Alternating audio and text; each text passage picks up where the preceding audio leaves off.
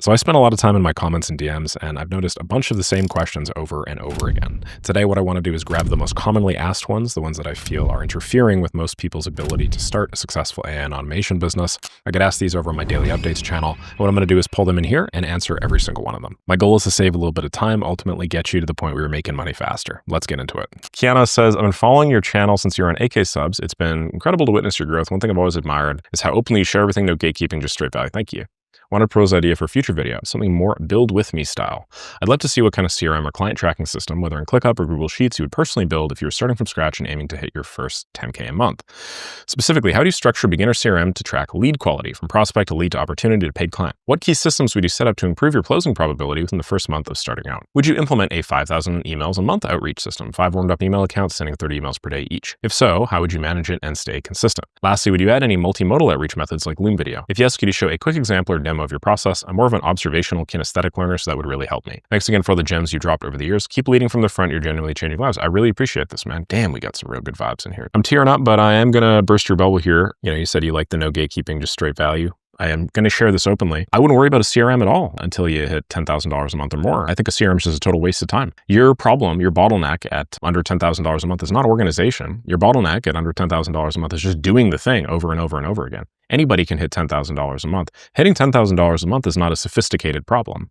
Hitting $10,000 a month is a caveman level intellect problem where you have your club and you have the button and you just go bang, bang, bang, bang over and over and over and over again, faster and stronger and better until you hit the $10,000 a month. The sophisticated stuff comes in play later where you're trying to scale from, I don't know, $30,000 or $40,000 or $50,000 a month onwards.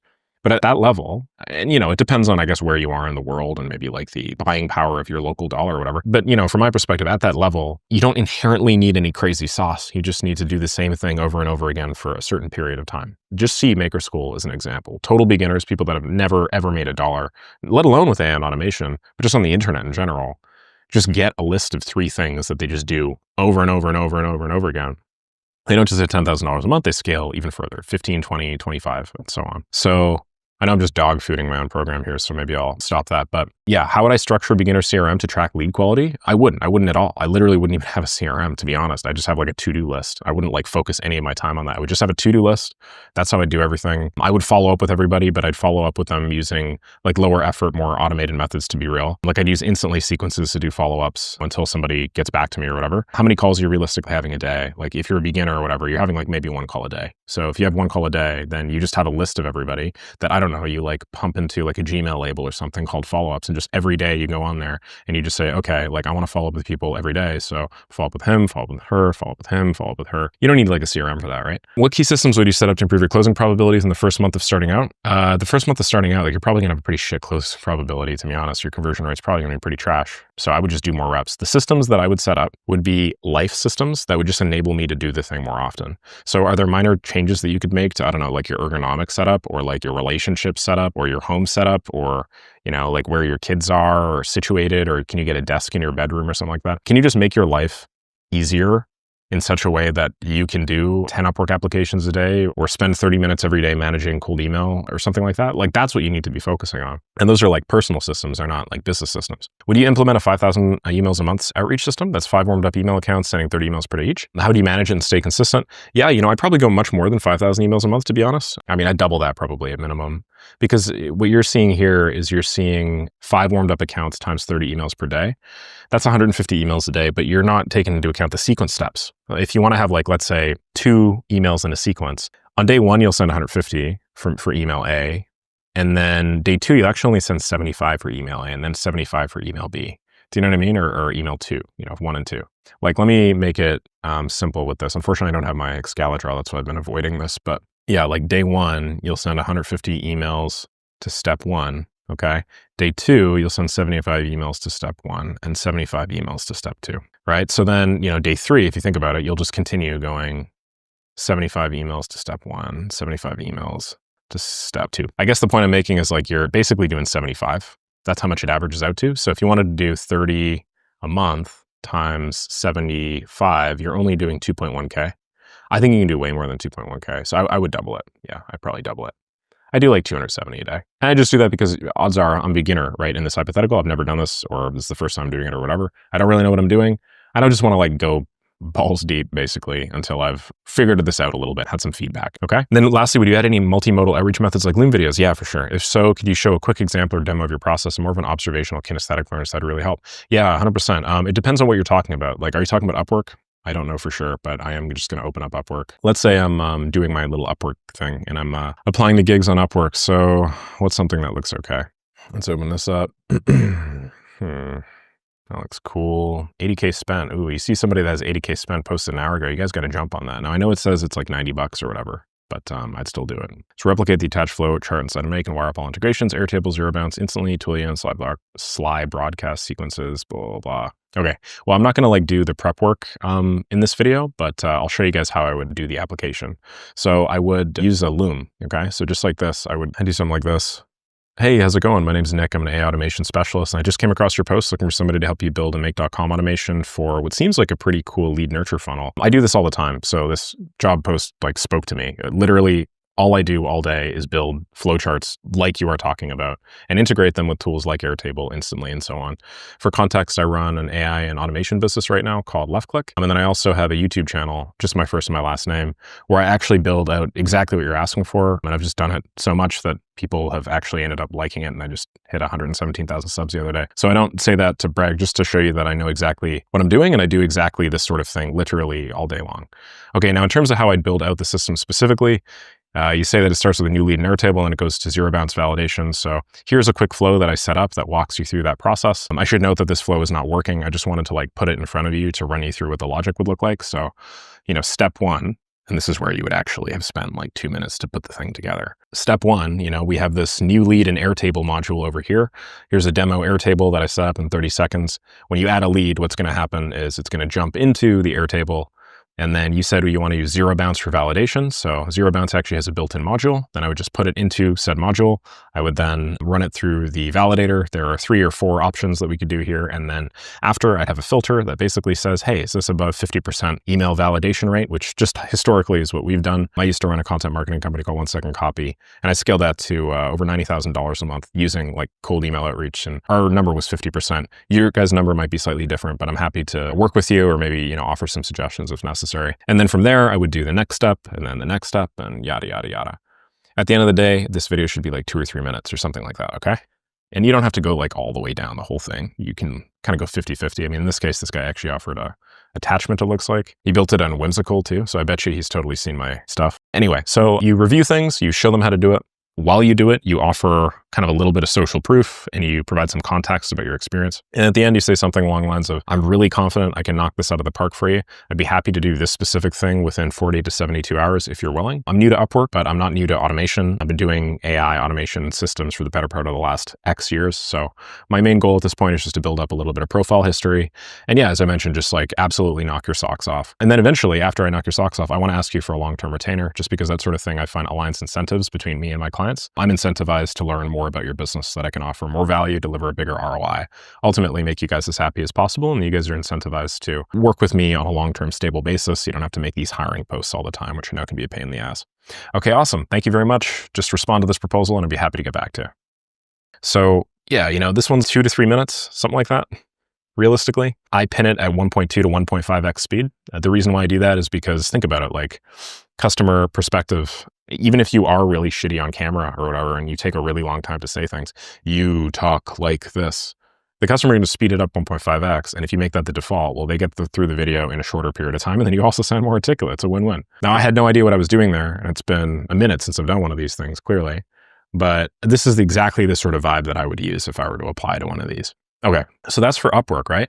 But then we also postulated, we talked about potentially, let's hypothetically say your service is like doing some sort of Twitter optimization or something. Everything that I just showed you guys how to do for Upwork, you just do on Twitter. So, instead of saying, hey, I just came across a job post, you'd be like, hey, make sure you have their full name. A lot of people call me Nikki when they do this, which is really annoying. My name isn't Nikki.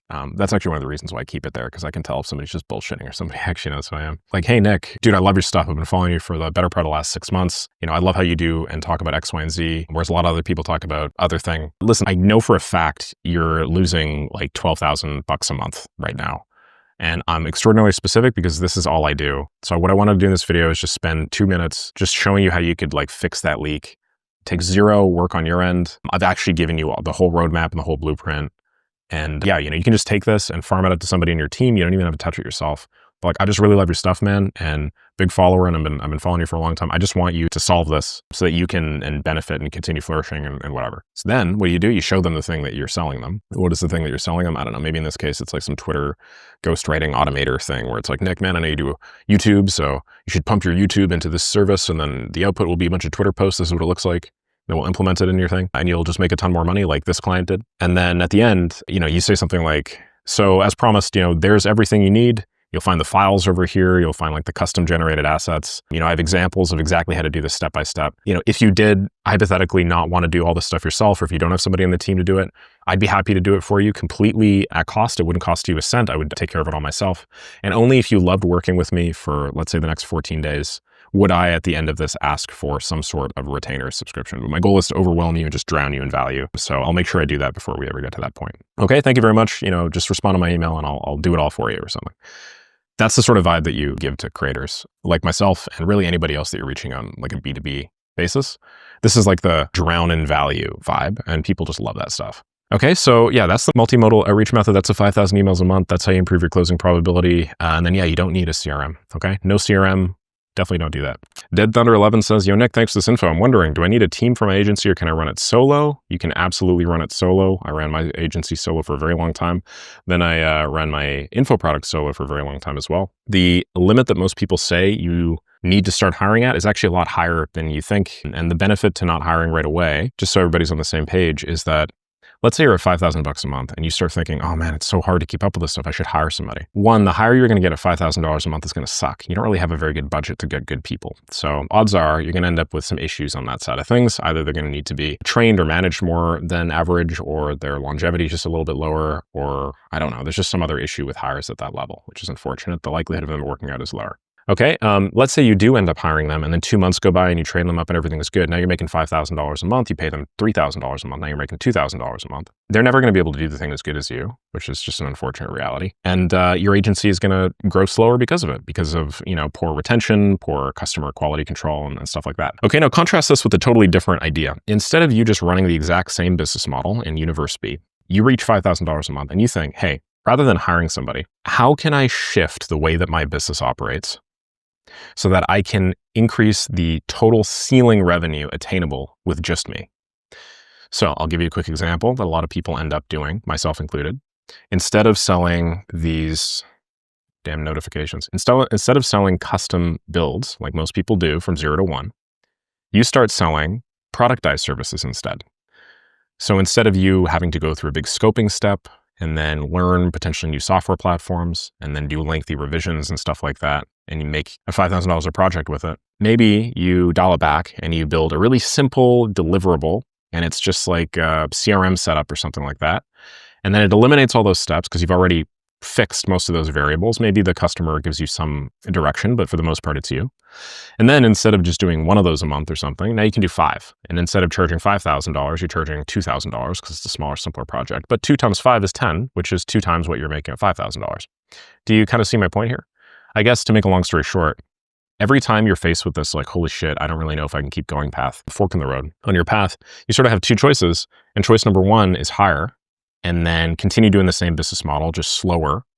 And then the other choice is, okay, think about how you could remake your business model to function at a higher level of leverage, which is what I've done, what a lot of other people here do. And this is how freelancers and solo agencies are hitting, 20, 30, and 40K months. Steve Abraham 7440 says, yo, Nick, I've watched your videos, noticed the automated email setup, but what if I have to really concentrate on the follow-up sequences? I believe tools like Instantly and others would help with this. Also, what if I'm out of money? I've created a scenario for follow-ups. The confusing part is when I should follow up after the initial emails.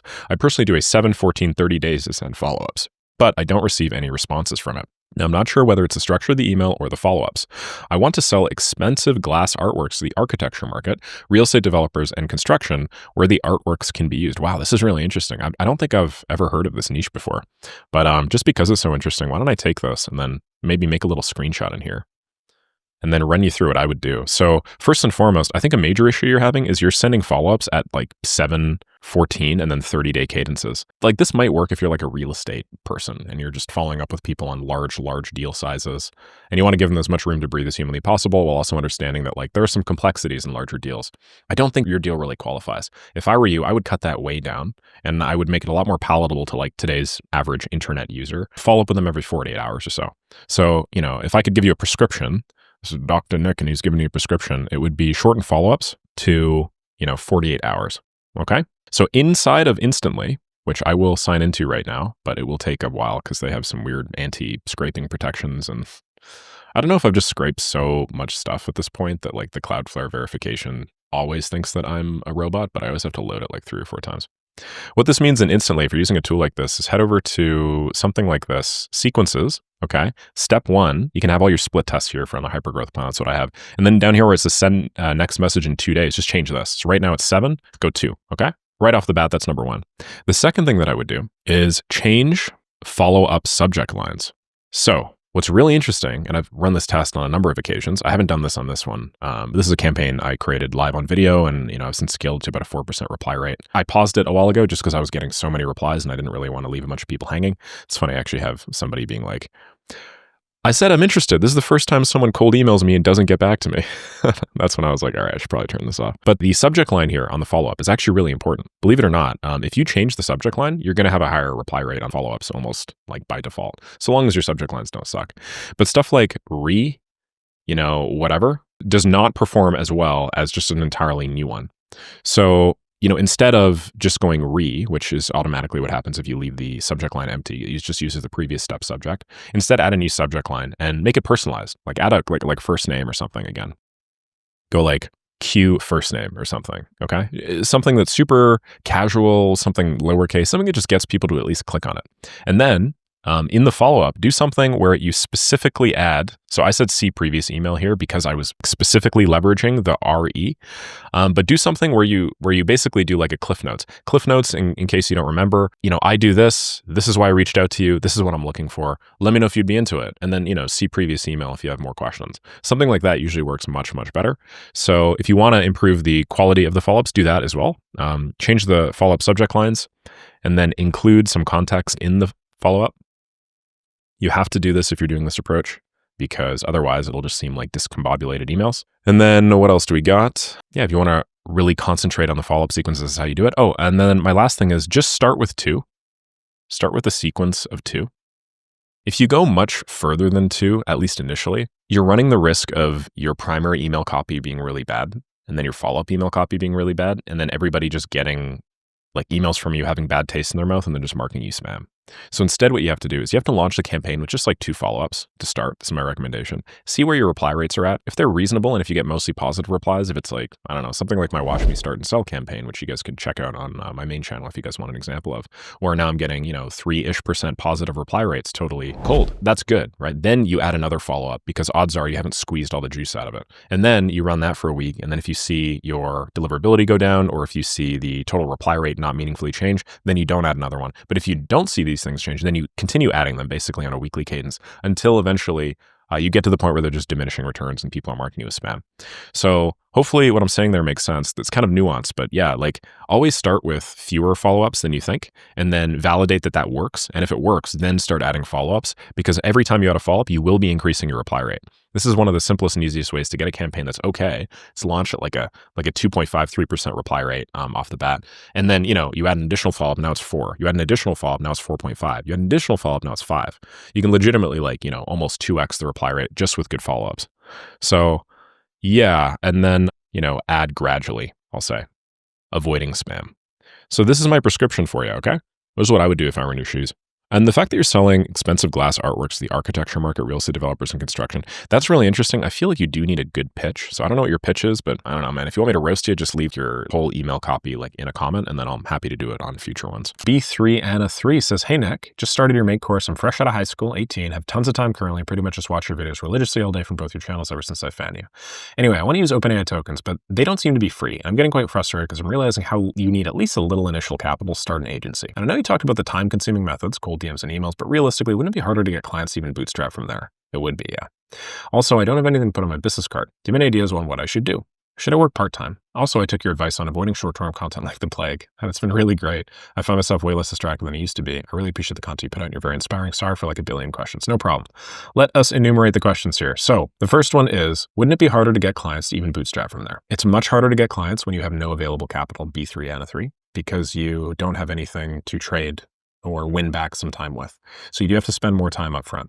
I love the idea of bootstrapping because I make something from nothing, essentially. And I think that's just so incredibly powerful when you do it right. I'm not on my hands and knees begging for investor money. I have the capability, freedom, agency, and autonomy to do whatever the hell I want with my own money. And when it's your own money, you tend to spend it a lot more intelligently than when it's somebody else's money, despite how much easier it is to move forward with somebody else's money. So it's much harder to get clients if you have no money.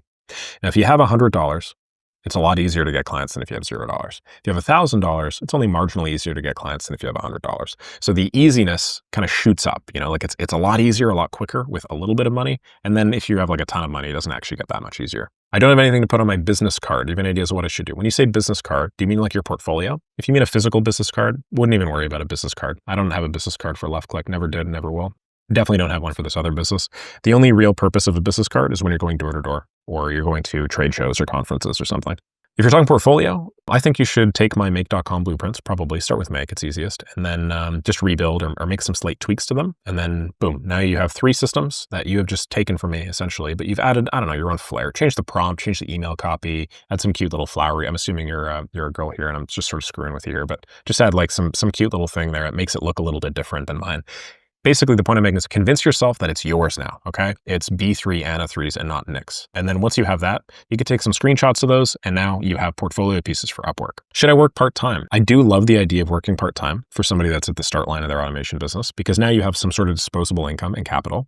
And keep in mind, now you don't have 8 hours a day or whatever, 16 hours a day to build your business. You have less time, but that's not actually negative. When you introduce a constraint into your life, like let's say less time or fewer hours because you have some job or whatever, you actually grow more efficient with the time that you have left, assuming that you are the sort of person who is willing to complete the same output in the shorter amount of time. So I know I'm making some assumptions there, but constraints are how you grow. If you have a major constraint and you still want to make it happen, you're going to find a way to make it happen. That usually involves you working a little bit more effectively. All right.